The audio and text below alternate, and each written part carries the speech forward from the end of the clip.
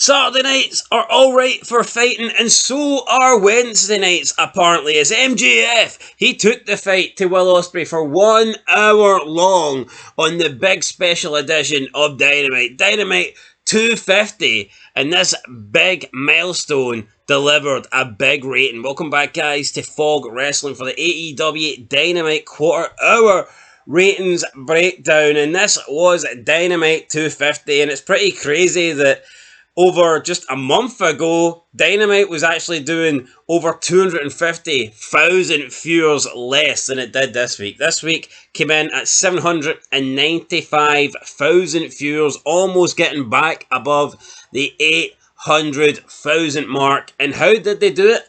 Well, they did it thanks to a show that featured MJF versus Will Osprey for the first 5 quarters of the show. Yep, and it did not deliver in my eyes, because if it delivered, Big Stevie wouldn't have fell asleep. I said, wake me up when this match is over. Little did I think 75 minutes later, this match would still be getting shown. And you still didn't get up? No, I still didn't get up. Here, see that oxygen tank that was used for MJF? Should have been used on me.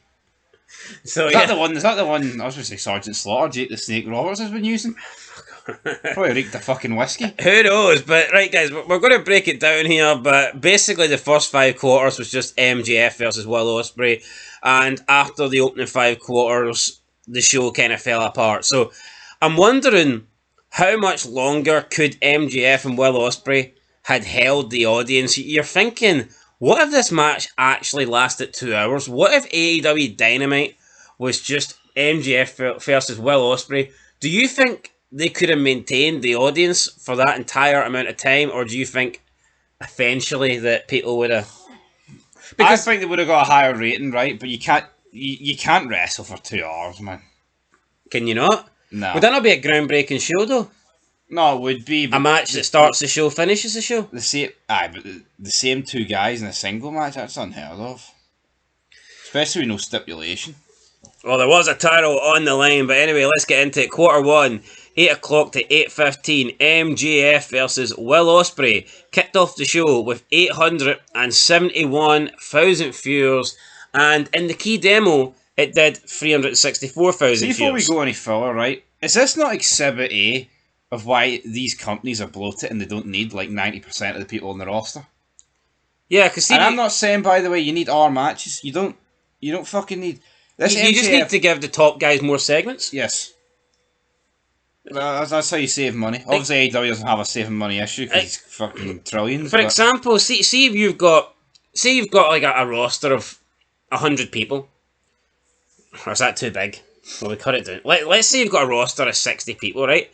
See if you automatically cut that down to 30. Not only are you saving money, but the quality of your show and the numbers and the views are going to go up, because if you keep the better half of that 60 people, then they're the ones that draw more, they're the ones that provide more quality.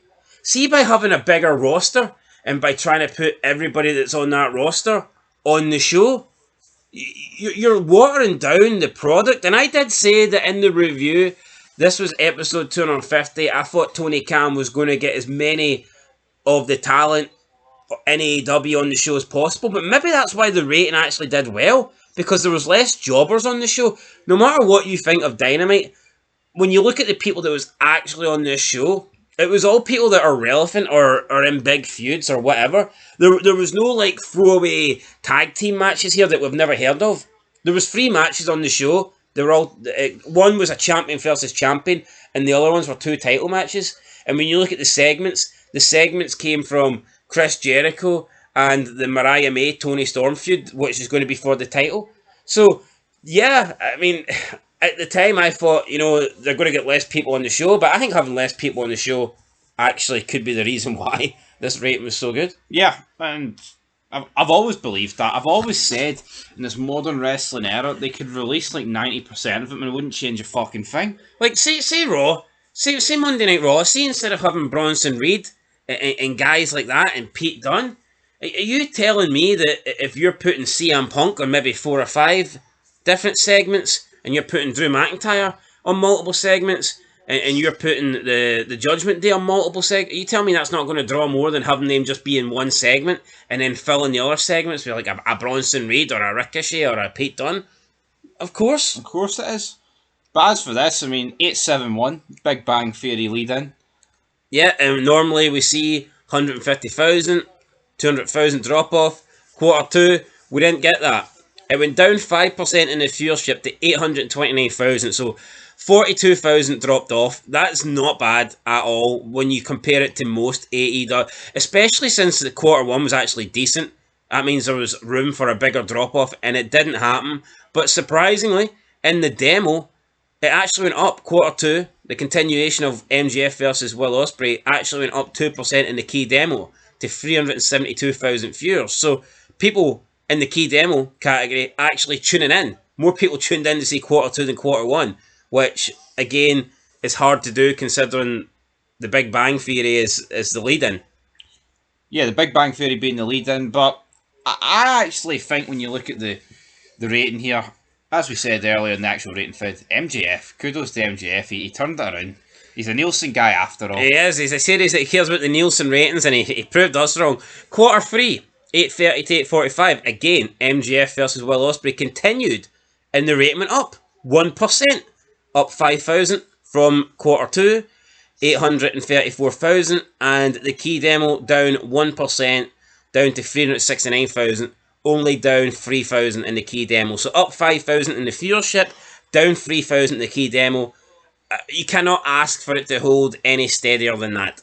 No. I mean, we're talking steady Eddie right here. Well, it gets a bit steadier. Quarter 4, 8:45 to 9 p.m. No loss in viewership. 0% increase, 0% decrease. Quarter 3 had 834,000. Quarter 4 had 834,000. So we are an hour in here, and after quarter 1, where they only lost 42,000, from quarter 2 to quarter 4, they've actually went up 5,000 in total. So for this whole hour-long match, they've essentially maintained from the beginning of the show.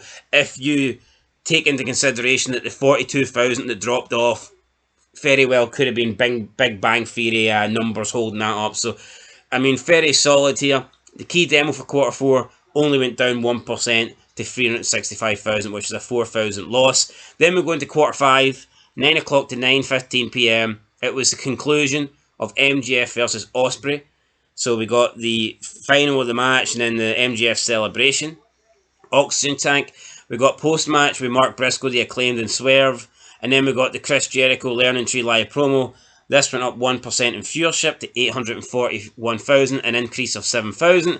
And the key demo went up 6%, 388,000. And this was the best quarter for the key demo, up 23,000 on the previous quarter 4. So five quarters in, and you've got your second best quarter here coming in quarter 5, and your best key demo quarter. So yeah, you could not have asked for that opening hour match to do any better. So it's beginning to peak at the end. Is that because Sasuke came out with his wee note and everyone was champing at the bit to see what he said? Good waitings, MJF. I think it's a combination of people wanting to see the conclusion of the match and it being the top of the hour, but like, you can't complain, can't fault it. 5 quarters in, AEW's maintained, Dynamite's maintained, the fans are still there, but now the MJF match is over, we do move into quarter 6, and this is where the show begins to go downhill. So 9:15 to 9:30 p.m, we got Young Bucks, Okada, and Mercedes Moné backstage promo. We then got Mercedes Moné versus Nyla Rose. This went down 9%, from 841,000 down to 769,000. So a 72,000 loss in there. I mean, that's massive. 72,000 loss, so not good. And the key demo went down 12% as well. So a 9% loss in viewership and a 12% loss in key demo. Is it any surprise though? I mean, you go for what you just had, which, you know, a pretty important match with MJ over and all along, to a man against a woman, transgender, and a Young Bucks promo. Like, I get it. Most people watching this, right? They're not going to be. They probably love all that stuff, but there's going to be a lot of people tuning out because they don't like that. The Young Bucks as well. Ratings killers. Yeah, they are the ratings killers. Have they ever improved the rating? I don't know.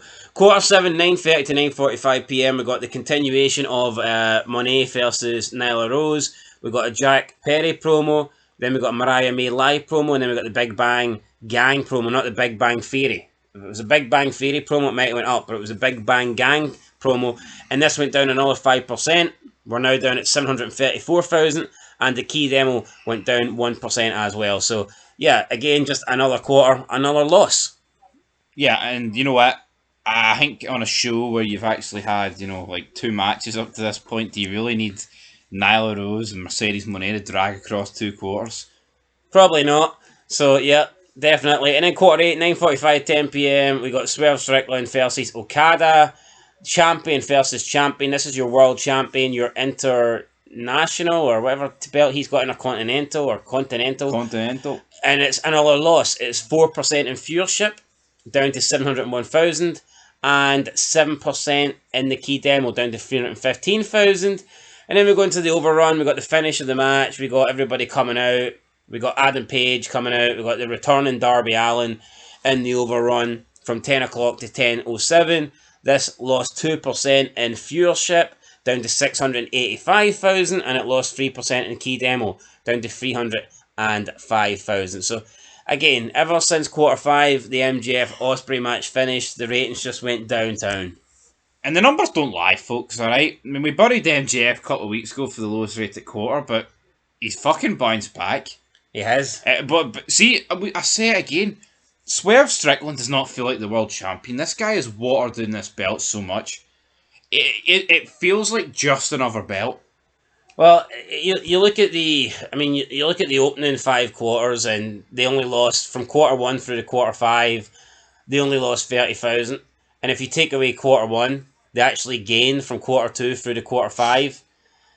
Whereas after quarter 5, they went from 841,000 to 685,000 by the end of the show. So, again, just a massive loss in there. Like, we've buried Priest and Rhodes, right? But they still feel like the top title on their brand, don't they? This guy doesn't feel like the world champion to me. He feels like a side part. Sidekick, He never kicks off shows. And when he ends it, the ratings fucking tank. He'd have thought MJF Osprey was for the world title. Yeah. People bash, right, WCW 2000, or what, they had like 57 title changes in 1 year. Yeah, I'm not saying that's the way to go, but do you not think when a title reign just flops pretty much immediately, it's just time to call it a day after a few weeks? What is this gimmick with the persistence of just keeping a guy with the belt? Yeah, I don't get it. Plus, I think AEW's World Championship reigns have all been pretty lengthy. I think there was one, and it was like, was it not the Dean Ambrose, John Moxley one that was quick? CM Punk's was pretty quick when he got injured. That's the one I'm on. Maybe that's the one I'm on about. But for the majority of the title reigns, everyone's first title reign's been pretty lengthy. Maybe that's what AEW need to try. Maybe they need to do some quick title changes. And yeah. I'd take the belt off Strickland. Absolutely. I think Bryan Danielson should beat him in Wembley. He needs one title run before he retires, doesn't he? Yeah, why not? I would give it to Bryan Danielson, but anyway. Or is it Daniel Bryanson? I don't even know anymore. Blockbuster employee. There you go, guys. Blockbuster rating for Dynamite. We bash them when the rating sucks, so let's give them credit when the rating's good. And again, through the opening 5 quarters, the rating held. You cannot complain with that. First 5 quarters, quarter 1, 871, quarter 2, 829, quarter 3, 834, quarter 4, 834, and quarter 5, 841. And then by the time they get to quarter 8, you're down at 701. So, that massive drop-off came at the end, and yep, not good. I mean, looking at this, if you're MJF, you can probably take these numbers to Tony Khan and go, this is why I'm the bidding war of 2024, This is why you paid the bucks, not the young ones. Yeah, not the big ones. The big bucks. Anyway, guys, leave some big super chats down below. Talking about AEW Dynamite for nearly 20 minutes here, the quarter-hour ratings breakdown. We'll catch you in the next one. Oh yeah, shout out to Beer Guy. What a guy. Oh, what a guy. Beer's on us. Have a beer on. Yeah, well, technically the beer's on him, but beers are on him. We drew a dime, so did he. Cheers, mate. Anyway, that's it. Till next time. Peace.